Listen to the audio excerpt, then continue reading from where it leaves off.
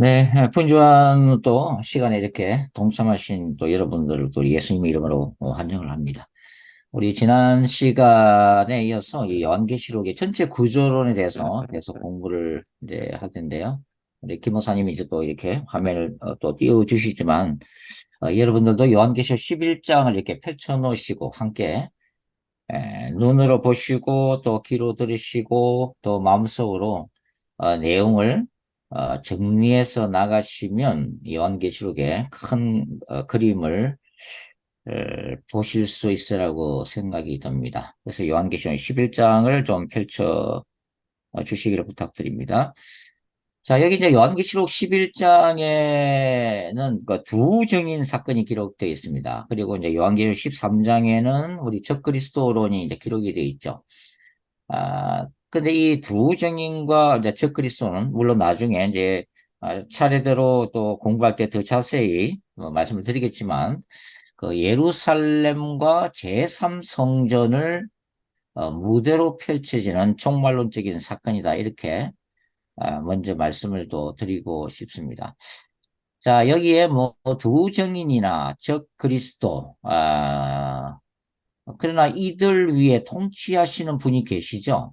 바로 요한계시록의 핵심적인 그 장이라고 할 수 있는 요한계시록 4장과 5장의 보좌 환상에 나오시는 바로 예수 그리스도십니다. 그러니까 이 보좌환상은 이 종말론적인 거룩한 전쟁을 계획하고 집행하는 장소로서의 일종의 워룸, 전쟁을 지휘하는 사령탑이라고 볼 수가 있는데요.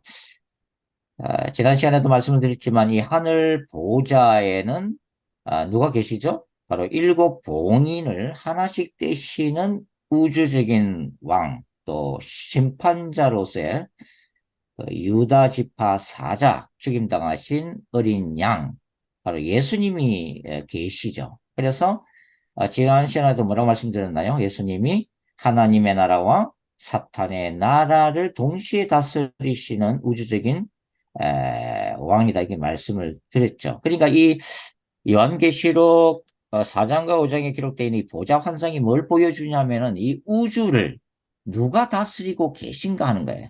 이 우주를.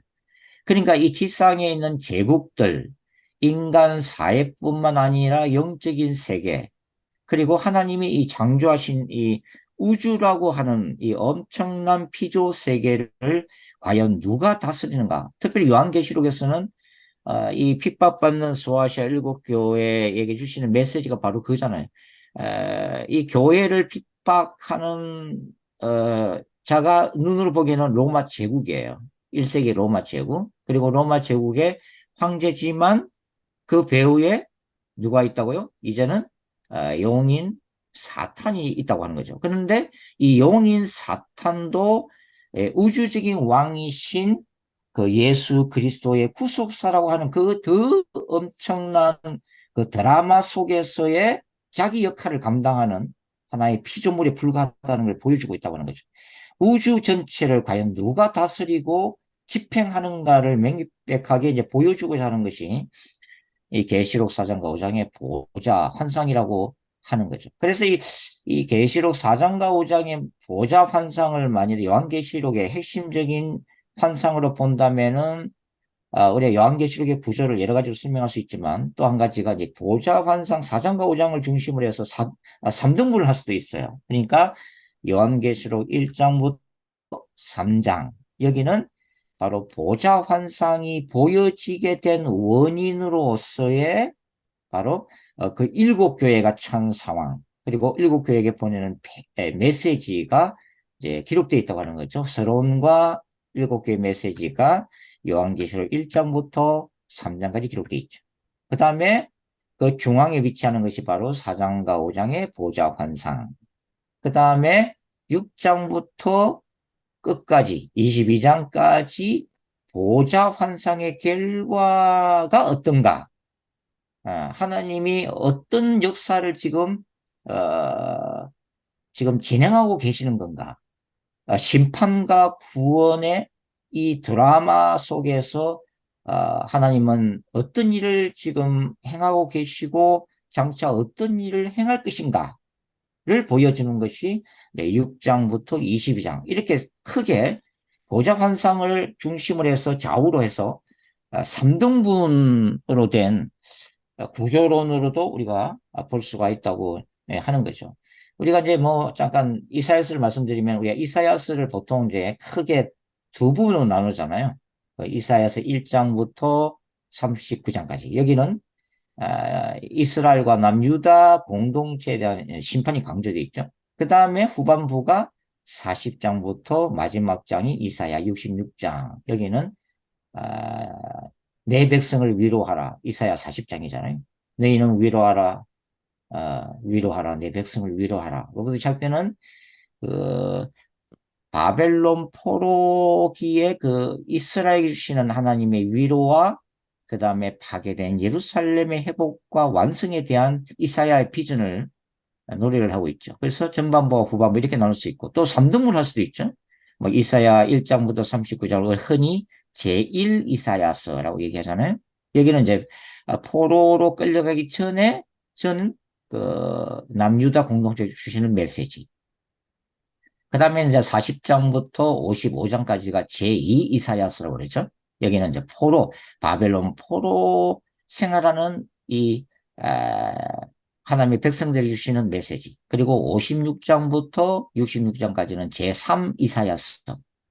여기는 이제 포로 생활에서 돌아온 기환 공동체에 주시는 하나님의 비전. 이렇게 해서 세 등분을 이제 할 수가 있는데, 이사야서에도 보좌 환상이 나와요. 바로 이제 이사야가 부르심을 받는 소명의 장이 이사야 6장이잖아요.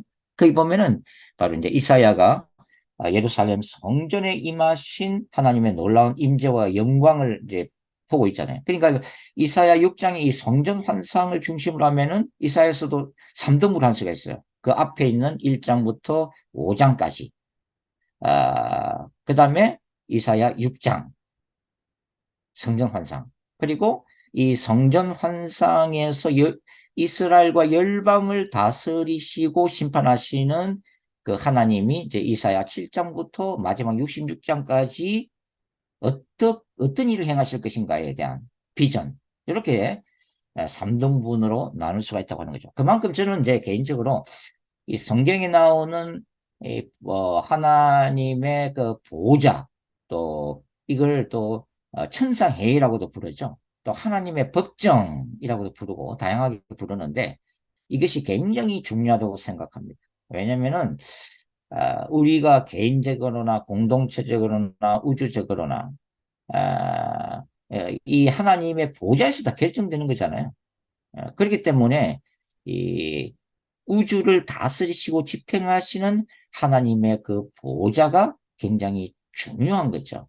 예. 그래서 이제 요한계시록에서도 이 하늘을 바라보라고 하는, 그리고 하늘로 돌아갈 거라고 하는 아버지 집으로 돌아간다는 말도 쓰고 또 이제 요한계시록에서는 새하늘과 새 땅이 임할 거라고 이런 표현도 쓰기는 쓰는데 여하튼 간에 이런 보좌 환상 이것이 이제 바로 우리 사실 기독교의 세계관 또 기독교 신학의 사실 가장 핵심적인 중심적인 자리가 아닌가 그렇게 생각을 합니다. 자, 요한계시록에서는 이 땅에서는 이 마지막 때의 두 선지자 요한계시록 11장 두 증인을 이 함축적으로 보여주는 종말론적인 하나님의 나라가 존재를 하죠. 그리고 동시에 그 용인 사탄, 그 다음에 바다에서 올라오는 짐승인 저 그리스도, 그 다음에 땅에서 올라오는 짐승, 거짓 선지자. 우리가 이걸 이제 악의 삼위일체다 이렇게 불러요. 악의 삼위일체 구조다 이렇게 부르거든요. 근데 이 악의 삼위일체를 핵심을 하는 이 종말론적인 사탄의 나라가 어떻게 하고 있어요? 서로 부딪히고 있는 거죠. 갈등하고 서로 부딪히고 전쟁하고 투쟁하고 있다는 것을 이 요한계시록 11장과 13장을 보여주고 있습니다. 자, 그럼에도 불구하고 계시록은 동시에 뭘 보여주는 거예요? 보좌 환상을 통해서 우주적 통치자 예수께서 장차 재림하심으로 이 양자 간의 투쟁, 하나님의 나라와 사탄의 나라와의 투쟁이 예수 그리스도를 통해서 하나님 나라의 승리, 하나님의 백성들의 승리, 교회 공동체의 승리로 끝이 날 것임을 예고하고 있다고 하는 거죠. 제가 이제 지었던 책이 이제 이 요한계시록 신앙에 대한 세 관점인데, 마지막 기독교라고 하는 책이나 아직 뭐 이 미출간된 이 요한계시록 주석은 이러한 그 종말론적인 거룩한 전쟁 신학과 두적인 영성을 중심으로 해석하고 주석한 책이라고 저는 이제 말씀을 드리고 싶습니다.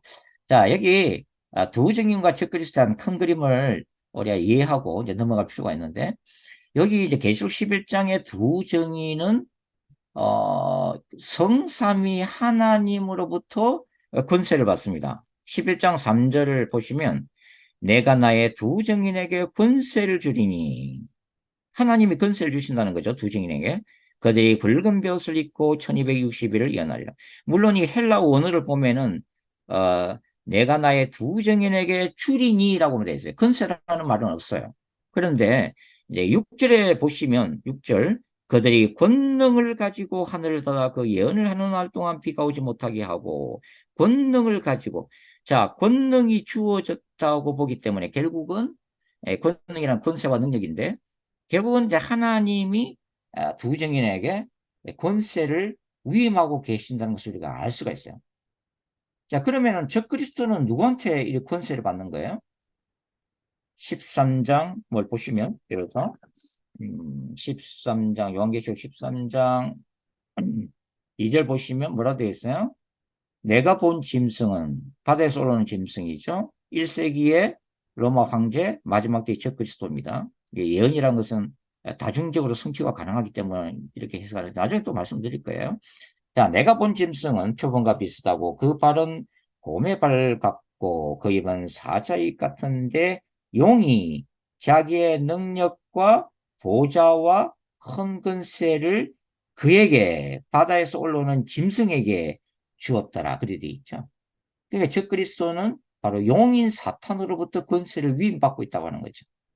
그리고 이 바다에서 올라오는 짐승은 사탄으로부터 능력을 받아서 또 누구에게 위임하냐면, 자, 13장, 큰 그림만 보시기 바랍니다. 11절에 보시면, 11절, 12절, 내가 보매 또 다른 짐승이 땅에서 올라오니, 거짓 선지자예요. 어린 양같이 두 뿔이 있고 용처럼 말을 하더라. 어린 양 같은 진리의 모습은 하고 있지만 실체는 용, 사탄처럼 말을 하고 있는 거죠. 12절, 그가 먼저 나온 짐승의 모든 권세를 그 앞에서 행하고, 이 먼저 나온 짐승, 바다에서 나온 짐승이 행했던 권세가 누구한테 또 위임된다고요? 땅에서 올라오는 짐승, 거짓 선지자에게 위임되고 있는 거죠. 그래서 모든 권세를 그 앞에서 행하고 땅과 땅에 사는 자들을 처음 짐승에게 경배하게 하니 곧 죽게 졌던 상처가 나은다. 이 거짓 선지자 역할은 바로 적 그리스도를 우상 숭배화하는, 우상 숭배 작업하는 거짓 선지자예요. 그러니까 적 그리스도를 신처럼 신께 구한다는 것은 바로 사탄을 숭배하는 것을 얘기를 하고 있는 거죠. 이렇게 권세가 서로 날카롭게 대조를 이루고 있습니다. 또 여기 또 보시면은 두 정의는 성령 안에서 능력을 행하죠. 바로 11장 6절 말씀이죠. 요한계시록 11장 6절, 그들이 권능을 가지고 하늘을 닫아 그 예언을 하는 날 동안 비가 오지 못하게 하고, 또 권능을 가지고 물을 피로 변하게 하고 아무 때든지 원하는 대로 여러 가지 재앙으로 땅을 치리로다.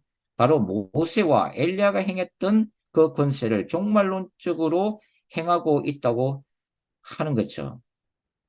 계시록 11장 되면 제가 드릴 말씀이 너무 많지만, 여하튼 여기서는 아무 때든지 원하는 대로, 굉장히 이상한 구절이에요. 두 정인이 자기들이 원하는 대로 아무 때든지 여러 가지 재앙으로 땅을 치로다. 모세와 엘리야의 능력으로 기사와 표적을 마음대로 행할 거라고 하는 거죠. 특별히 재앙을 행할 것이다. 이렇게 되어 있어요. 근데 이게 이 두 정인이 자기가 원하는 대로 아무 때든지 원하는 근본적인 이유는 바로 이들이 예수 그리스도 안에서 온전히 하나가 되었기 때문입니다. 즉, 두 증인이 이 마음을 먹을 때는 바로 성령의 감동을 받고 사는 거죠. 네, 그런 것들은 이제 하여튼 얘기하는데, 여하튼 간에, 이 두 증인이 모세와 엘리야의 능력을 행하는 것과 대조적으로, 이 13장에 보시면, 자, 13장, 13절 보시면, 거짓 선지자, 땅 짐승은 뭐라고 어떻게 했어요? 큰 이적을 행하되 심지어 사람들 앞에서 불이 하늘로부터 땅에 내려오게 하고 바로 엘리야가 불을 내렸던 그 사역을 그대로 모방하고 있는 거예요. 14절 짐승 앞에서 받은 바 이적을 행함으로 땅에 거하는 자들을 미혹하여 땅에 거하는 자들에게 이르기를 칼에 상하였다가 살아난 짐승을 위하여 우상을 만들라 하더라 이러죠. 그러니까 이 땀짐승 거짓 선지자는 사탄적인 기적을 일으키는데 그 목적은 적그리스도를 신격화하기 위한 거예요. 이 양반이 바로 진정한 메시아다 이렇게 이제 선포를 하고 있는 거죠. 그 다음에 이 두 정의는 예언서역을 하는데 11장 3절 내가 나의 두 정인에게 권세를 주리니 그들이 굵은 벼슬 입고 1260일 동안을 예언하라 선지자적인 말씀을 선포를 하고 있습니다. 이 두 정인의 복음 전파 또 선지자적인 이 메시지를 선포하는 이유는 바로 영혼들을 추수하기 위해서죠. 예수 그리스도의 재림을 준비케 하고 영원한 하나님의 나라의 영혼들을 들여보내기 위해서 하는 구원 사역이에요. 그런데 거짓 선지자도 예언 사역을 해요.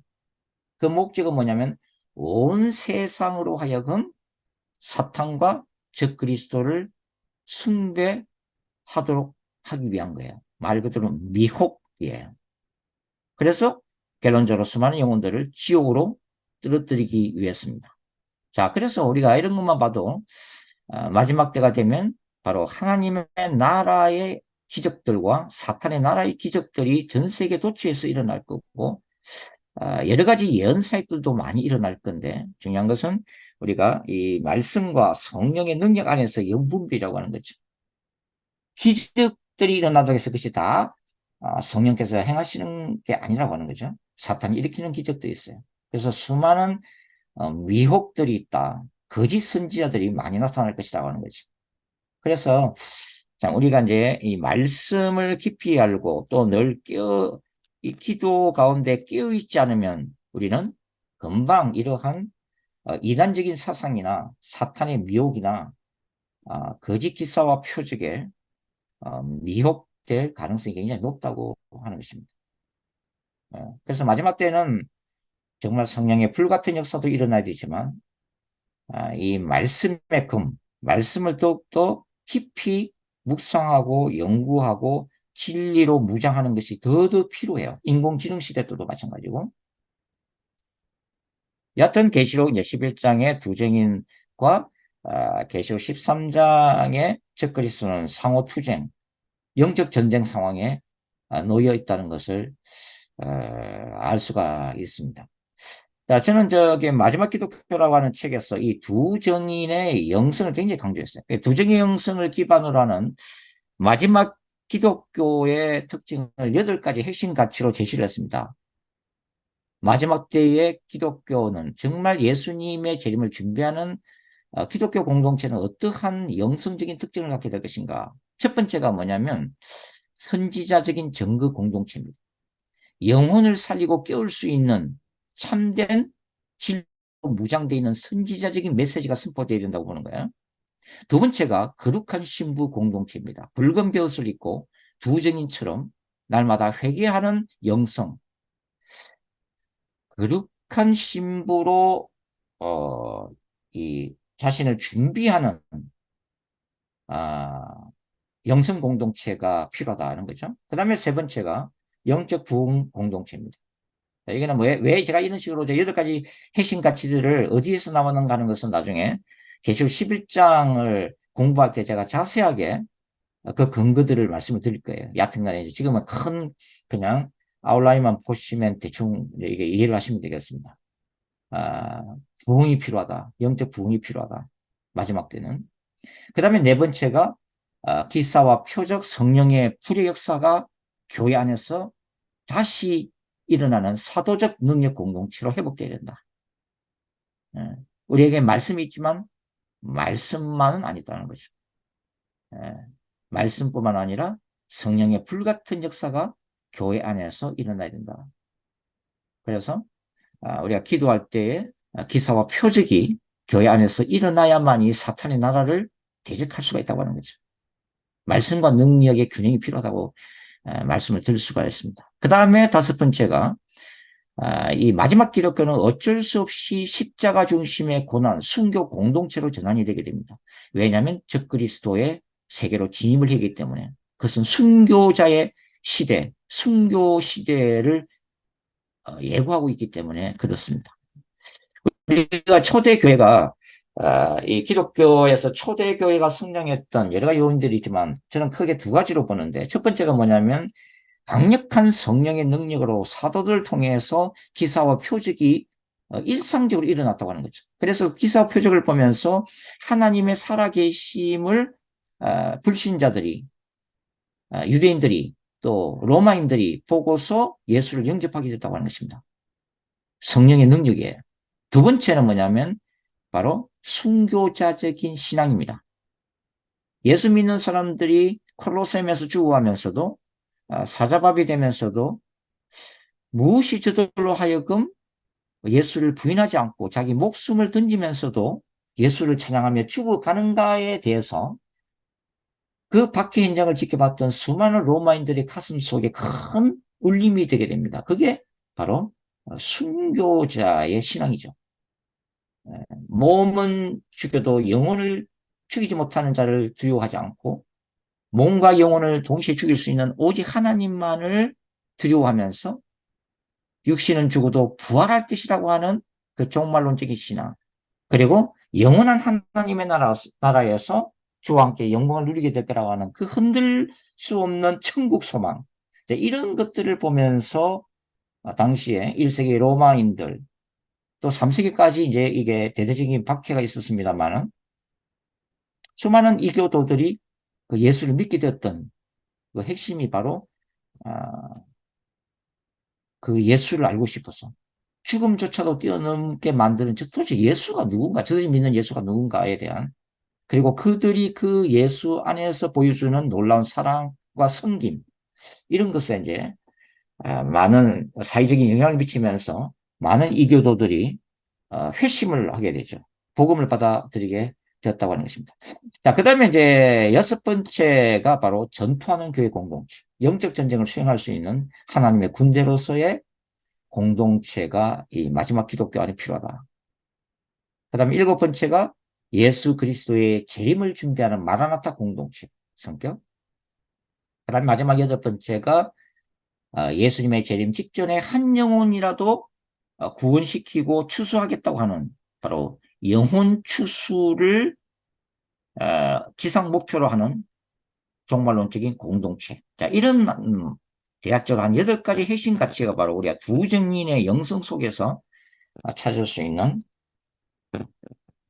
가치들이라고 이제 볼 수가 있겠습니다. 자, 여기 이제 계시록 11장 7절 다시 한번 보시면 요한계시록 11장 7절 그들이 그 정언을 마칠 때 무저갱으로부터 올라오는 짐승이 그들로 더불어 전쟁을 일으켜 그들을 이기고 그들을 죽일 터인즉 여기 두 정인의 순교적인 바로 죽음이 기록되어 있죠. 짐승에게 바다에서 올라오는 짐승에게 죽임을 당해. 그래서 제가 이제 지난 시간에도 이 짐승을 더 자세히 보여주기 위해서 계시록 13장이 기록되었다고 그랬죠. 그리고 그 계시록 13장이 나오는 이 바다에서 나오는 짐승의 배후에 용인 사탄이 있다는 것을 보여주기 위해서 계시록 12장이 앞에 추가돼서 12장과 13장이 하나의 환상으로 결합돼 가지고 11장 뒤에 배치가 되었다. 그렇게 이제 말씀을 드렸습니다. 자, 여기서 이제 계시록 11장에서 이 두 정인을 어떻게 해석해야 되는가. 물론 제가 이제 이 시간에 다 하겠다는 게 아니고 지금 큰 그림만 말씀을 드린 거예요. 자, 두 정인을 어떻게 해석해야 하는가. 대부분의 기억주의, 특별히 요한계시록에 있어서 가장 탁월한 주술을 하고 있는 그레고리 빌 우리 교수님은 이 교회로 보고 있어요. 두 정인을 교회 공동체에 대한 상징이다. 이렇게 보고 있죠. 근데 사실은 저는 여기서는 이제 이 그레고리 빌 교수님의 추석에는 저는 반대를 하고 있습니다. 왜냐하면 11장에서 이 두 증인이 짐승에게 죽임을 당하고 3일 반 후에 있다가 어떻게 해요? 하나님이 육체적으로 부활을 시키시고 그 다음에 성천을 하는데 그 성천하는 모습을 백성과 족속과 방언과 나라 수많은 사람들이 쳐다보고 있다고 하는 거죠. 두 증인을 만일에 교회 공동체 전체로 보게 되면 굉장히 이상해지죠. 교회 전체가 짐승에게 죽임을 당할 수가 있느냐는 거죠. 그리고 교회 공동체 전체가 다 부활을 하고 교회 공동체 하나님 백성 전체가 성천하는 것을 땅에 있는 이방인들이 쳐다보고 있다고 하는 것은 굉장히 이제 설득력이 떨어진다고 하는 거죠. 결국은 요한계시록 11장에 나는 이 두 증인의 죽음은 말 그대로 개인적 차원에서 두 증인이 죽고 부활하고 승천한 사건으로 해석할 수밖에 없다. 그 옛날 에녹과 엘리야가 승천했던 것처럼 어떤 초자연 역사를 예고하고 있다. 이렇게 이제 볼 수밖에 없다고 하는 거죠. 더 중요한 것은 뭐냐면 요한계시록 이 11장 7절에서 이 두 증인을 죽였던 짐승, 바다에서 올라오는 이 짐승이 심판을 받는데 그 심판을 받는 시점이 나와 있어요. 잠시 이제 19장을 찾아보겠습니다. 자, 요한계시록 19장을 찾아볼게요. 요한계시록 19장. 요한계시록 19장 20절을 보겠습니다. 요한계시록 19장 20절 말씀이요.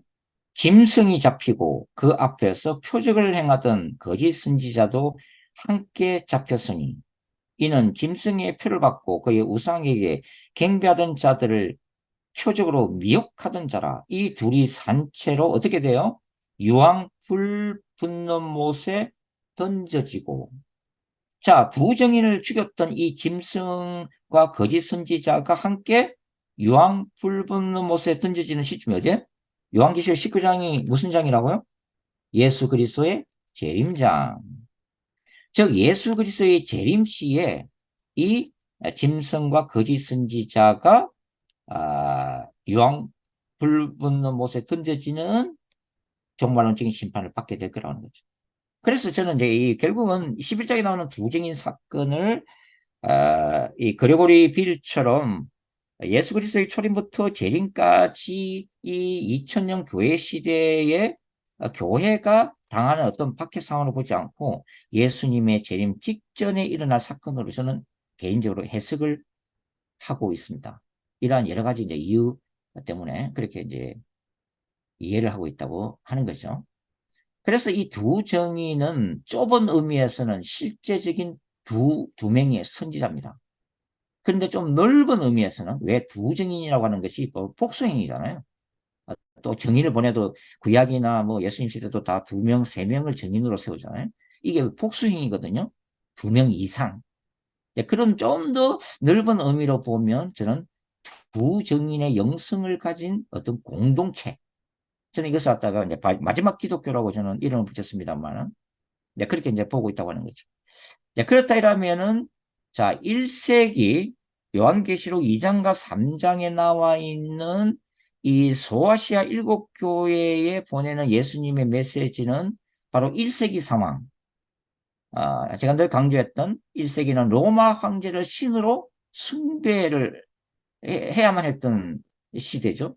그리고 고대 그리스, 로마 신화에 나오는 다양한 신들을 신전을 세워놓고서 섬겼던 단지 신전만 섬긴 게 아니라 이 1세기 로마 세계는 신들을 중심으로 숭배하면서 그 신들을 중심으로 정치, 경제, 사회, 문화, 종교 모든 삶의 영역에 말 그대로 이 이 다신론적인 이데올로기에 지배했던 사회예요. 그러니까 종교 따로 삶 따로가 아니라 지금의 우리 그 뭡니까?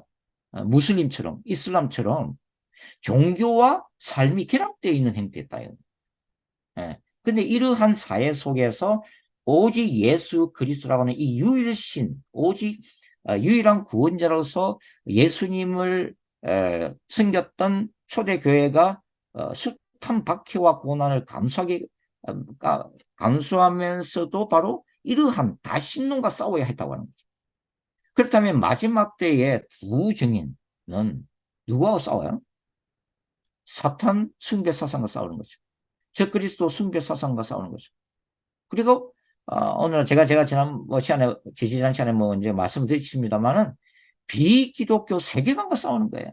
그 비기독교 세계관이 바로 동성애 사상, 인간이 신이 될 수 있다는 UAG 사상, 그 다음에 다른 종교에도 구분이 있다고 하는 종교 다원주의, 인공지능을 신으로 섬기고 인공지능이라고 하는 이 기술을 말 그대로 살아있는 신으로 숭배하게 될 앞으로 도래하고 있는 인공지능 시대의 세계관.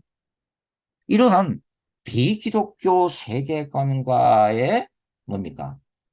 어, 투쟁이라고 하는 전쟁이라고 하는 것입니다. 영적 전쟁. 그것이 바로 두 정인이 오늘날 우리에게 보여주고 있는 우리가 싸워야 할 마지막 기독교가 싸워야 될 영적 전쟁이 과연 어떤 건가를 볼 수가 있다고 하는 거죠. 자, 그 다음에 우리가 계속해서 우리 12장을 보겠습니다. 요한계시록 12장을 이제 크게 이제 보시면 요한계시록 이제 12장 12장에 보시면은 이제 이적이 보이고 한 여자가 12장 2절 이 여자가 아이를 베어 해산하게 되며 아파서 애를 쓰며 부르짖더라 이렇게 나오죠. 뭐 요한계시록 다 한 번 이상을 읽었다고 제가 간주하고 지금 말씀을 드립니다. 지금 자 여기서 이 아이를 잉태하는 여자는 구약의 이스라엘이라고 해석하는 게 제일 무난합니다. 그러니까 구약의 이스라엘이 메시아를 기다리면서 그 숱한 고난의 역사 가운데 메시아를 대망했던 이러한 구약의 이스라엘의 고난의 세월이 마치 아이를 해산해서 고통당하는 아기를 낳으려고 하는 메시아를 낳으려고 하는 한 여자로 상징화되고 있다 하는 것을 우리가 알 수가 있다고 하는 거죠. 그리고서 아이를 낳게 되죠. 12장 5절 여자가 아들을 낳으니 이는 장차 철장으로 만국을 다스릴 남자 그 아이를 하나님 앞과 그 보호자 앞으로 올려가더라. 바로 예수 그리스도입니다. 예수 그리스도. 그러니까 아기 예수로 태어나서 십자가 사건을 거쳐서 보좌 앞으로 올라가는 성전 사건을 이 한 줄에다가 함축적으로 묵시적으로 표현을 하고 있는 거죠. 그래서 여기는 용사탄과 여자와의 영적 전쟁이 기록이 되어 있고 그 다음에 이제 12장 6절부터 시작해서 이쭉 뭡니까 저기 16절까지는 바로 여자와 용인 사탄의 영적 전쟁이 기록되어 있어요. 그러니까 여기서 나오는 여자는 구약의 여자인 이스라엘을 개선한 또 신약의 교회 공동체를 해석하는 것이 무난합니다. 교회 시대를 얘기하고 있는 거죠. 그리고서 12장 17절 제가 뭐 몇 번이나 말씀드렸죠. 12장 17절 용이 여자에게 분노하여 돌아가서 그 여자의 남은 자손 곧 하나님의 계명을 지키며 예수의 정글을 가진 자들로 더불어 싸우려고 바다 모래 위에 서 있더라. 이 안식교에서는 이 구절을 안식교인으로 해석하고 있잖아요. 이게 그 여자의 남은 자손 하나님의 계명을 지키며 이거는 뭐냐면 안식일을 지켜 토요일 안식일을 지키며 예수의 정글을 가진 자들을 안식교인들로 보고 있는 거죠. 자기들은. 여하튼 간에 이제 17절은 바로 마지막 때에 하나님의 교회 공동체, 하나님의 백성들이고 그 다음에 이제 13장이 바로 적그리스도 시대를 바로 보여주고 있다. 그래서 12장부터 13장까지는 초대교회부터 예수님 재림 직전까지 바로 2000년의 교회 시대를 보여주는 환상이다. 그리고 그 환상의 요체, 핵심은 뭐야? 요한계시록이 말씀하고자 하는 것은 바로 하나님의 나라와 사탄의 나라와 예? 영적 전쟁이 계속 일어나고 있다는 것을 환상을 통해서 지금 보여주고 있는 거죠. 그래서 특별히 마지막 여자의 자손, 남은 자손, 이 마지막 기독교 공동체가 이제는 예수님의 재림을 준비하기 위해서 어떻게 해야 돼요?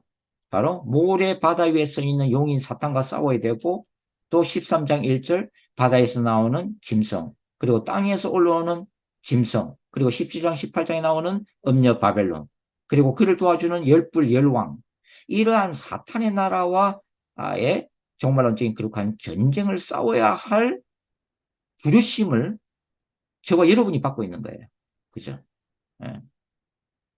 바로 우리들을 얘기하고 있는 것입니다. 지금 마지막 때에 예수님의 재림을 기다리고 있는 우리들을 보여주고 있는 거예요. 환상으로. 그래서 13장이 바로 바다에서 올라오는 짐승, 그 다음에 육지에서 올라오는 짐승, 거짓 선지자 시대를 보여주고 있는데 이 시대에는 바로 저 유명한 짐승의 표가 등장되어지고 있다고 하는 거죠. 자, 13장. 제가 말씀을 드렸습니다만 계속해서 반복적으로 말씀을 드리는 이유는 이게 자꾸 마음에 새게 되니까 그래야 자꾸 전체 구조를 이해하게 되니까 제가 자꾸 말씀을 반복적으로 말씀을 드리는 것입니다. 13장 15절부터 읽어볼게요.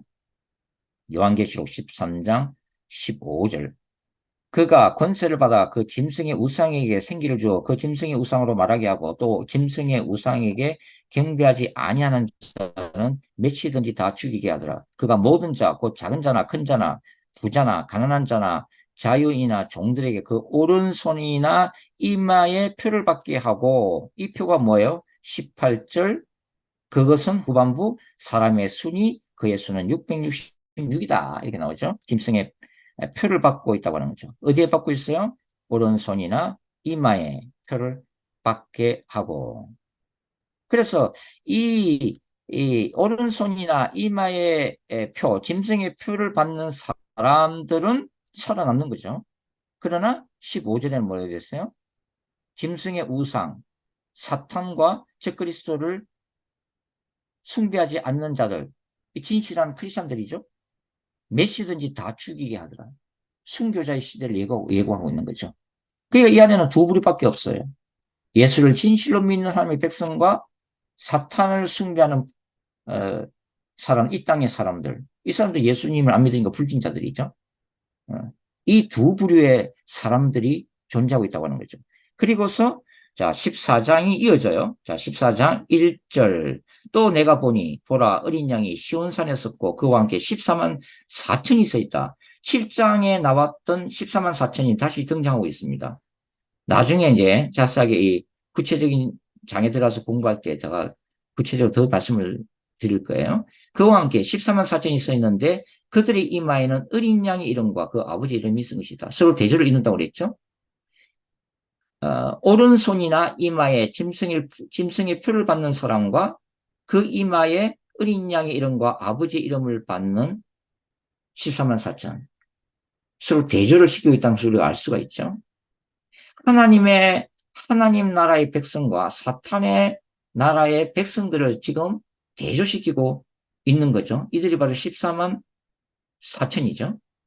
그래서 이 14장이 13장 뒤에 배치가 된 이유는 바로 이것을 대조시키기 위해서 13장 뒤에 14장의 환상이 14만 4천에 대한 7장에 등장했던 14만 4천의 환상을 다시 집어넣은 거죠. 지금 14장에.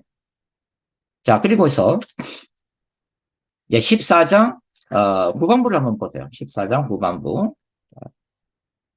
14장 후반부 보시면 14장 14절부터 보세요. 14장 14절 보시면 또 내가 보니 흰 구름이 있고 구름 위에 인자와 같은 이가 앉아있는 예수님이에요. 그 머리에는 금 면류관이 있고 그 손에는 예리한 낫을 가졌더라. 또 다른 천사가 성전으로부터 나와 구름 위에 앉은 이를 향하여 큰 음성으로 외쳐가로되 당신의 낫을 휘두르 거두소서 땅의 곡식이 다 익어 거둘 때가 이르렀습니다 하니 구름 위에 앉으시니까 낯을 땅에 휘두르매 땅의 곡식이 거두지더라. 자, 여기에 예수님이 익은 곡식을 추수하는 장면이 나옵니다. 그죠? 그 다음에 17절부터 또 다른 환상이에요. 또 다른 천사가 하늘에 있는 성전에서 나오는데 역시 예리한 낫을 가졌더라. 또 불을 다스리는 다른 천사가 제단으로부터 나와 예리한 낫 가진 자를 향하여 큰 음성을 불리되 내 예리한 낫을 휘둘러 예수님이 알곡을 낫으로 거두는 장면이고 여기는 또 다른 추수예요. 내 예리한 낫을 휘둘 땅에 포도송이를 거두라. 그 포도가 익었느니라. 여기까지는 모르겠는데 19절 보시면 천사가 낫을 땅에 휘둘러 땅에 포도를 거두어 하나님의 진노의 큰 포도주 틀에 던진다. 이 심판이죠, 심판. 그러니까 이때 포도송이는 뭐예요? 악한 열매를 맺은 이 땅의 죄인들, 불신자들이라는 것을 얘기하는 거예요. 예. 그러니까 여기에 종말론적인 두 가지의 추수에 대한 환상이 나오는데 예수님이 구름 위에서 잘 익은 곡식을 거두어 드리는 장면, 그 다음에 다른 천사가 하나님의 진노의 큰 틀에 집어넣고서 밟음에 피가 나오는 굉장히 무서운 심판에 대한 추수, 서로 다른 두 가지의 추수가 보인다고 하는 거죠. 그럼 이게 뭘 지금 얘기하고 있는 거예요, 지금? 전체 이게 12장, 13장, 14장 쭉 이렇게 구조를 보시면 13장에서 나오는 종말론적인 하나님의 백성, 그 다음에 종말론적인 사탄의 나라의 백성 두 가지밖에 없다고 그랬어요. 두 백성 부류가. 그게 이제 14만 4천이라고 하는 하나님의 백성으로 지금 숫자로 상징화되고 있는 거죠. 그러면 마지막 이 추수도 마찬가지입니다. 마지막 때의 환란의 때에 익은 곡식들이 있다고 하는 거죠. 이들은 환란을 통해서 자신이 하나님 앞에서 잘 익은 곡식임을 증거해야 했던 사람들이에요. 그래서 예수 이름으로 죽음을 선택하는 죽기까지 예수를 부인하지 않는 사람들이죠. 이게 잘 익은 곡식이에요. 예. 그러면 뒤에 나오는 진노의 포도주 틀에 던지는 사람들 어떤 사람입니까? 13장하고 얘기하면 바로 짐승의 표를 받은 사람들이에요. 그러면 이러한 종말론적인 잘 익은 곡식을 예수님이 추수하시는 장면이나 그 다음에 하나님의 진노의 큰 틀 속에 집어넣고서 밟는 이 심판이 언제 일어나는 거예요? 계시록 19장 예수님의 재림 때 일어나는 심판과 구원의 완성이라고 하는 거죠. 자, 이런 어떤 되게 큰 틀을 좀 여러분들이 이해하시면 사실은 이제 이런 본문들을 엉뚱하게 해석하는 그런 오류를 더 많은 일이 없다는 의미에서 그 구조론이 그렇게 이제 중요하다는 것을 지금 말씀드리고 있는 겁니다. 자, 그 다음에 이제 15장. 자, 15장은 지난 시간에 이제 제가 누누이 말씀을 드렸어요. 그죠? 계시록 11장 15절부터 이렇게 뭐 이제 그냥 기도만 들으시고요. 예, 어, 일곱 번째 나팔 재앙이 울려 퍼질 때에 이제 마지막 재앙, 일곱 개의 대접 재앙이 준비가 되어지는 장면이다. 그렇게 말씀을 이미 드렸습니다. 그래서 이 15장은 마지막 재앙, 예수님의 재림 직전에 일곱 개의 대접 재앙을 쏟아붓기 위해서 준비하는 환상이다. 그렇게 이제 생각하시면 됩니다. 그죠? 그리고 16장은 뭐예요? 이제는 진노의 일곱 대접이 땅에 쏟아지는 마지막 재앙이 이제 보여지고 있다고 하는 거죠. 자, 여기서 이제 우리가 여기 이제 첫 번째 대접재앙, 두 번째 대접재앙, 세 번째 대접재앙이 쭉 쏟아지는데 우리가 계시록 8장과 9장에서 바라봤던 부분적인 재앙하고는 다르다고 그랬습니다. 패턴은 비슷한데 규모가 틀려요.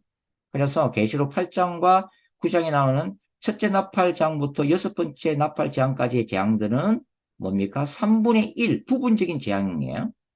그러나 이 계시록 16장에 나오는 진노의 일곱 대접은 부분 재앙이 아니라 우주적이고 세계적이고 전면적인 재앙입니다. 그래서 한 예를 들면 16장 3절 보세요. 16장 3절 보시면 둘째 천사가 그 대접을 바다에 쏟음에 바다가 곧 죽은 자의 피같이 되니 바다 가운데 3분의 1이 죽더라?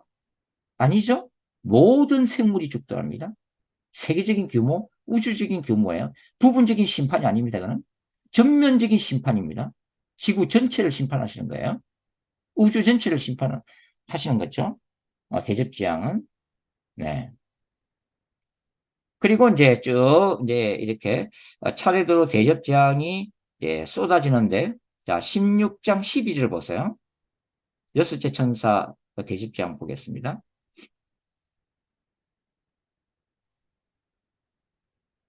예. 조금만 참으세요. 하여튼 오늘 뭐 마저 끝낼 테니까.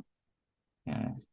16장 12절 보시면 또 여섯째 천사가 그 대접을 큰 강 유브라데에 쏟음에 강물이 말라서 동방에서 오는 왕들의 길이 예비되었더라.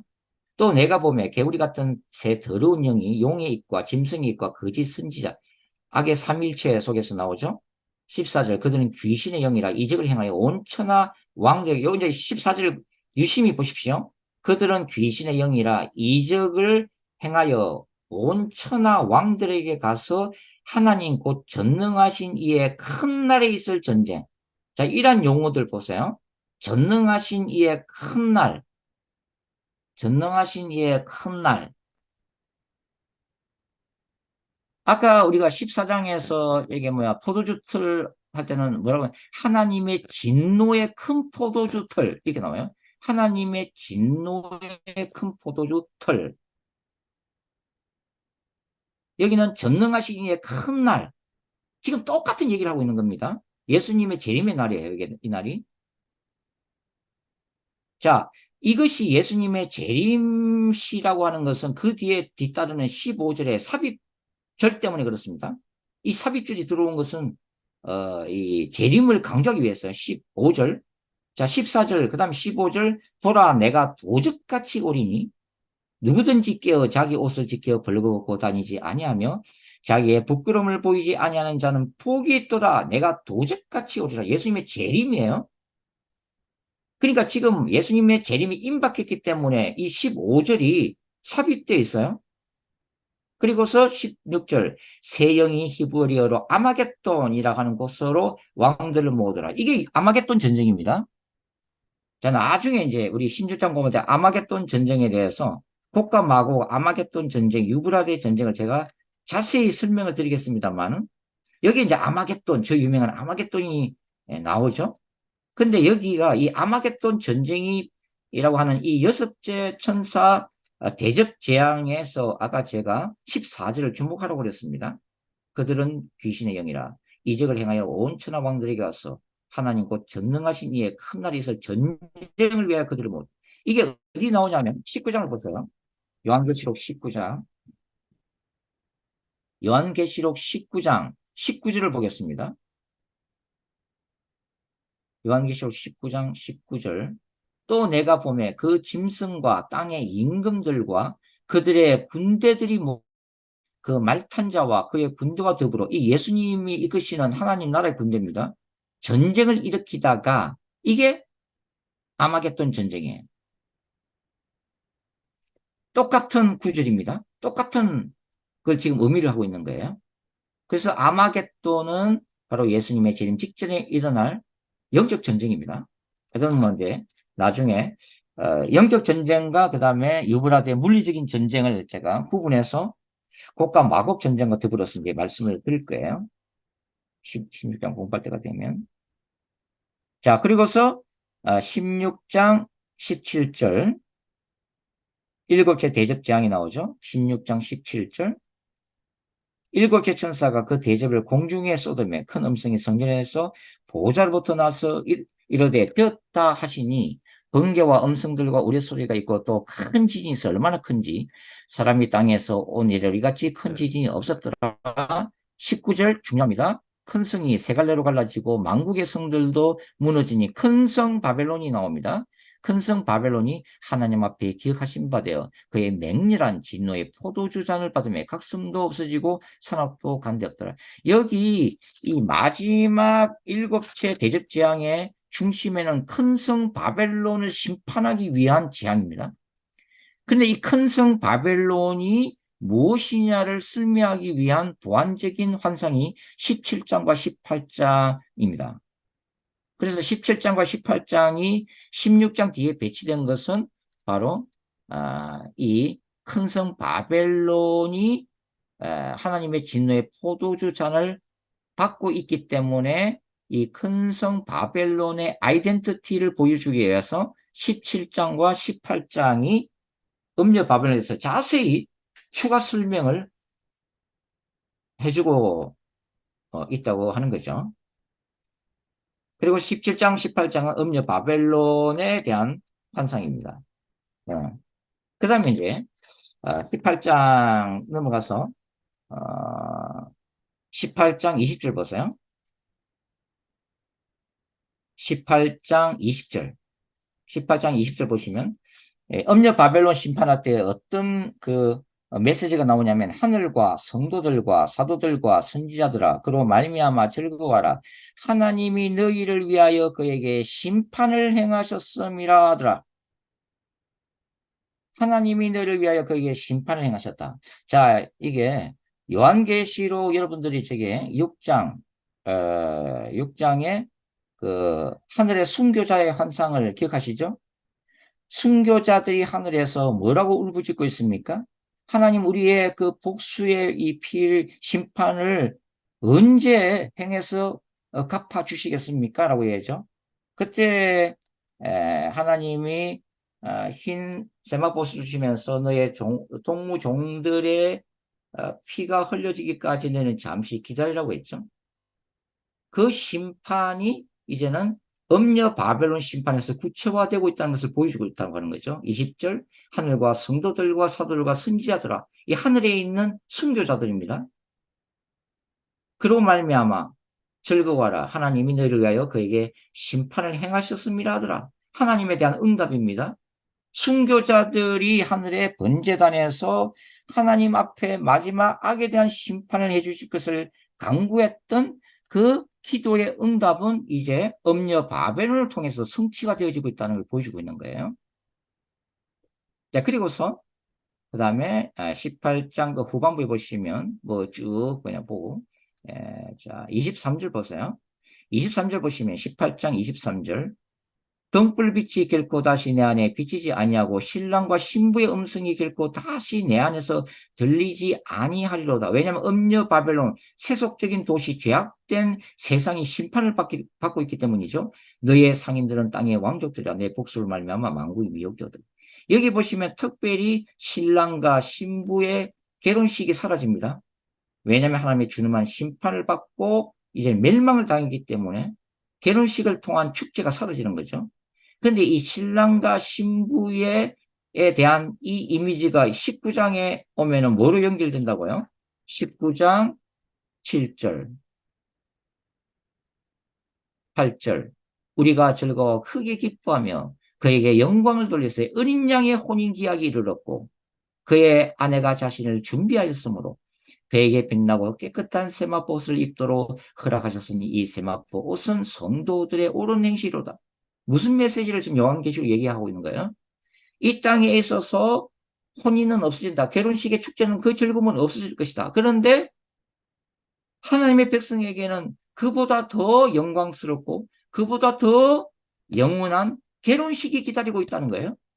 그게 바로 영원한 신랑 되신 예수님이 이 땅에 신부된 교회를 데리러 오는 사건, 예수님의 재림에 대한 예고적인 환상이 하늘에서 벌어지는 어린 양의 혼인 잔치적인 그걸 대조적으로 지금 보여주고 있는 거죠. 자, 그리고 다시 19장으로 넘어와서 19장 1절 보겠습니다. 일 후에 내가 들으니 하늘에 흑암 무리의 큰 음성 같은 것이 있어 이르되 할렐루야 구원과 영광과 능력이 우리 하나님께 있도다. 그의 심판은 참되고 어려운지라 음행으로 땅을 더럽게 한 큰 음녀를 심판하사 자기 종들의 피를 그 음녀의 손에 갚으셨다. 이 19장에 보면 할렐루야 찬양이 한 6번 정도 나오는데 이 찬양이 터져 나오는 이유가 뭐냐면은 바로 음녀 바벨론이 심판을 받았기 때문입니다. 음녀 바벨론이 심판을 받아야 예수님이 재림하신다고 하는 거죠. 물론 동시적으로 일어나는 사건이기도 하겠지만 그래서 이 엄려 17장, 18장이 제약된 도시, 땅의 도시 엄려 바벨론과 그 다음에 예수님의 재림 이후에 하늘에서 내려올 하늘의 도시 뉴 제루살렘과는 대조를 이루고 있습니다. 그리고 예수님의 재림 사건은 바로 엄려 바벨론의 심판을 전제로 해서 재림이 하늘에서 준비되고 있는 것을 요한계시록이 이제 구조적으로 보여주고 있다고 하는 거죠. 그래서 이 요한계시록 19장이 재림장인데 요한계시록 19장 전반부까지는 바로 이제 어린 양의 혼인잔치, 이게 예수님의 재림 사건이에요. 혼인잔치를 보여주고 있고 그다음에 그냥 눈으로 보세요. 11절부터는 11절부터는 뭐예요? 이제 야훼의 종말론적인 거룩한 전쟁으로 묘사되고 있는 하나님의 거룩한 홀리 워리어 전사의 모습으로 재림하시는 예수님의 모습을 보여주고 있습니다. 백마를 타고 있고 공의로 심판하며 싸울 것이고 12절, 19장 12절 그 눈은 불꽃 같고 많은 관들이 있고 그 다음에 13절 피 뿌린 옷을 입었는데 그 이름은 하나님의 말씀이다. 14절 하늘에는 군대들이 희고 깨끗한 세마포 옷을 입고 백마를 타고 그를 따르고 있고 15절 예수님에서는 예리한 금이 나오고 철장으로 닿을 거라고. 이 이미지가 뭡니까? 거룩한 하나님의 전사, 홀리 워리의 모습으로 야훼의 거룩한 이 마지막 전쟁을 위해서 하늘 군대를 끌고 이제 와서 악의 삼위일체와 사탄의 나라를 이제는 심판하고 하나님의 나라를 완성하게 오시는 예수님의 재림 사건을 지금 거룩한 전쟁이라고 하는 이 관점에서 환상이 지금 보이고 있다고 하는 거죠. 그 다음에 19장 이제 17절부터 보시면 조금만 참으세요. 이제 다 끝났습니다. 제가 마음이 급해가지고. 19장 17절 보시면 또 내가 보니 한 천사가 태양 안에 서서 공중에 나는 모든 새를 향하여 큰 음성으로 외쳐 이르되 와서 하나님의 큰 잔치에 모여 왕들의 살과 장군들의 살과 장사들의 살과 말들과 그것을 탄 자들의 살과 자유인이나 종들이나 작은 자나 큰 자나 모든 자의 살을 먹으라. 하나님의 큰 잔치인데 이게 뭘 지금 연상하고 있는 거예요? 고대 전쟁에서 패배한 그 군대의 시체를 새들이 와서 뜯어먹는 장면이죠. 그러면 예수님의 재림 이 사건은 뭡니까? 악의 사탄의 군대를 멸했기 때문에 사탄의 군대의 그 시체를 새들이 와서 뜯어먹는 건데 이걸 하나님의 큰 잔치라고 부르고 있어요. 왜냐하면 승리했기 때문에 그러죠. 예. 근데 이러한 이미지 이런 이미지가 구약에서는 바로 에스겔서에 나오죠. 에스겔서 38장과 39장에 나오는 곡과 마곡 전쟁입니다. 곡과 마곡 전쟁이 이와 똑같이 묘사가 되어 있어요. 새들이 그 시체를 뜯어먹는 장면이 곡과 마곡 전쟁에서 나오고 있습니다. 그래서 에스겔 38장과 39장을 공부를 해야겠죠. 이걸 이해를 하시려면. 그리고서 그 다음에 19장 19절부터 21절까지는 예수님의 재림 사건의 결과죠. 아까 우리가 읽었던 것처럼 바다 짐승과 거짓 선지자가 이 사탄의 군대가 진멸되고 그 다음에 음녀 바벨론이 멸망당하고 짐승과 거짓 선지자가 산채로 유황 불못에 던져지는 심판을 받고 있다고 하는 것입니다. 자, 그러고서 이제 20장이 열려요. 20장. 20장 천년왕국 논쟁이 시작되죠. 두 가지만 말씀을 드리면은 자, 19장에 나오는 재림사건 이 재림사건이 일어나고 그 다음에 20장에 천년왕국이 기록됐기 때문에 재림 이후에 이 지상에 천년왕국이 세워질 것을 지금 계시록 20장은 얘기하고 있다. 이렇게 해석하면 그러니까 19장과 20장을 시간 순으로 해석하게 되면은 역사적 전천년설이 됩니다. 지상 천년왕국을 인정하는 역사적 전천년설의 성경적인 근거가 되죠. 그런데 아니다. 20장이 19장 시간 순으로 19장 재림하고 그 재림 이후에 이 천년왕국이 있다는 것이 아니라 요한계시록은 반복이 계속되는데 이 20장에서는 다시 예수님의 초림 사건으로 돌아가서 용이 결박당하고 십자가 사건을 통해서 결박당하고 그 다음에 이 천년왕국이 있고 그 다음에 이 마지막에 백보자 심판이 있는 예수님의 십자가 사건부터 바로 종말의 사건을 갖다가 한눈에 보여주는 것이다. 이렇게 해석하면 무천년설. 그래서 결론은 어떤 것을 해석하든지 어떤 식으로 해석하든지 관계가 없다고 그랬습니다. 그리고 각자 해석에는 다 성경적인 충분한 근거가 있다고 말씀을 드렸지만 역시 이 두 가지 해석 방법도 또 단점이 또 있어요. 나름으로. 예. 그래서 저는 이 천년왕국설에 목숨을 걸기보다는 산후가 새 땅에 목숨을 걸자는데 그런 쪽으로 저는 강조를 하고 있습니다. 여하튼 이제 그래서 20장이 기록이 되고 있고 그 다음에 이제 21장과 22장이 새하늘과 새 땅, 새 예루살렘 성이에요. 자 여기서 우리가 이제 정리하면서 한 가지 조금 더 봐야 될 거. 자 요한계시록 17장을 한번 보겠습니다. 요한계시록 17장. 요한계시록 17장 1절 보세요.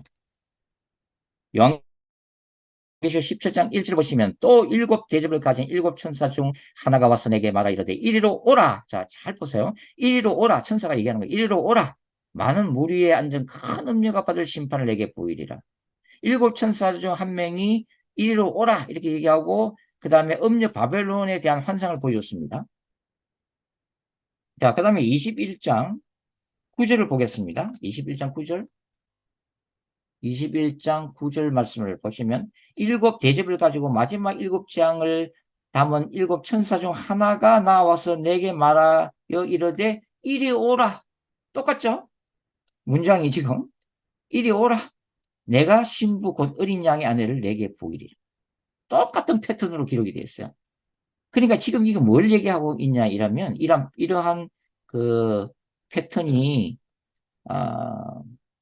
음녀 바벨론과 그 다음에 어린 양의 아내인 새 예루살렘을 대조시키기 위해서요.